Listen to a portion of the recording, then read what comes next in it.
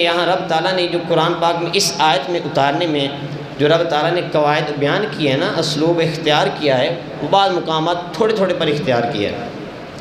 رب تعالیٰ نے یہاں تاکید کے ساتھ فرمایا کہ میرے محبوب کا میلاد مناؤ، اور ایک بار نہیں کہا تاکید، بلکہ 10 تاکید لا کر کہا ہے۔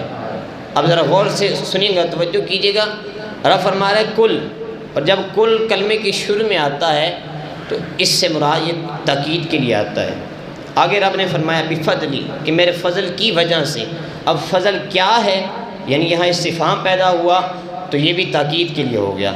آگے چلیں وبرحمتہ، تیسری تاکید رب نے لائی کہ میری رحمت کی وجہ سے، یہاں بھی استفہام پیدا ہو گیا، کیا رحمت کی وجہ سے، تو یہ بھی تاکید اور استفہام تاکید کے لیے آتا ہے۔ تو یہاں بھی میرے رب تعالیٰ نے تاکید لائی، تیسری تاکید ہوگی۔ اور پھر رب تعالیٰ نے فضل اور رحمت کا اجتماع کیا، جمع کیا، یہ چوتھی تاکید ہوگی۔ اور پانچویں تاکید آپ دیکھیے کہ رب نے فرمایا فَبِذَالِکَ، فا جو ہے یہ بھی تاکید کے لیے آتا ہے۔ آگے چلیں تھوڑا سا تو فَلْيَفْرَحُوا، فَلْيَفْرَحُوا پر جو ہے فا یہ بھی تاکید کے لیے ہے، پھر لِيَفْرَحُوا رہ گیا، لِيَفْرَحُوا پر جو لام ہے یہ بھی تاکید کے لیے ہے۔ اب آگے جو سنتے جائیے، آگے رب تعالیٰ نے فرمایا کہ ہوا خیر مما یجمعون، ہوا خیر، یہ بھی کہ یہ اس سے بہتر ہے، اس سے بہتر ہے، یہ بھی تاکید کے لیے آ گیا۔ اور ہوا جو ہے رب نے فرمایا مما یجمعون، مما یجمعون۔ اب دیکھیے رب نے، یہ بھی تاکیدی کلام ہے۔ اب اس تاکیدوں کا اثر کیا ہوتا ہے، ایک مثال سے سمجھیے گا۔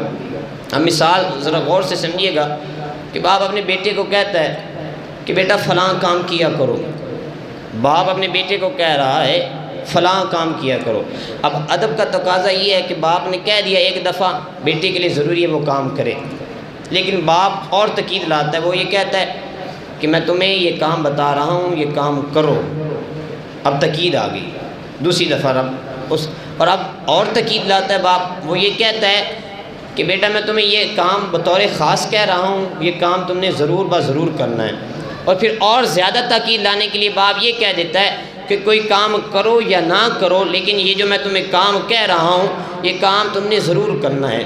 اب اگر پہلا حکم دیکھا جائے، جب باپ نے کہا کہ تم میرا کام فلاں کیا کرو، تو اب جو فرما بردار بیٹا ہوگا وہ اس وقت بھی کام کرے گا، لیکن باپ اتنی تاکید لا رہا ہے، بار بار کہہ رہا ہے، بطور خاص کہہ رہا ہے کہ کوئی کام کرو یا نہ کرو یہ والا کام ضرور کرنا ہے۔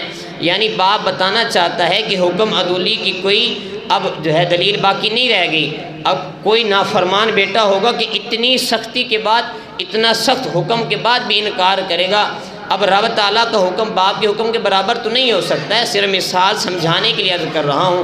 اس لیے رب فرما رہا ہے، ایک دفعہ نہیں فرمایا، 2 دفعہ تاکید نہیں لائی رب نے، میرے رب نے 3 دفعہ نہیں بلکہ کہا کل محبوب آپ فرما دیں، یہ جو نعمت ملی ہے، یہ جو فضل ملا ہے، یہ جو رحمت ملی ہے، اس پر خوشیاں منائیں، فبذالک، اس پر خوشیاں منائیں۔ اور رب فرما رہا ہے یہ اس سے بہتر ہے، یہ جو جمع کرتے ہیں یہ اس سے بہتر ہے۔ رب نے 1 دفعہ نہیں فرمایا، 2 دفعہ نہیں فرمایا، بلکہ میرا رب 10 دفعہ تاکیدیں لا کر کہہ رہا ہے کہ میرے محبوب کا میلاد گج وج کر منایا کرو۔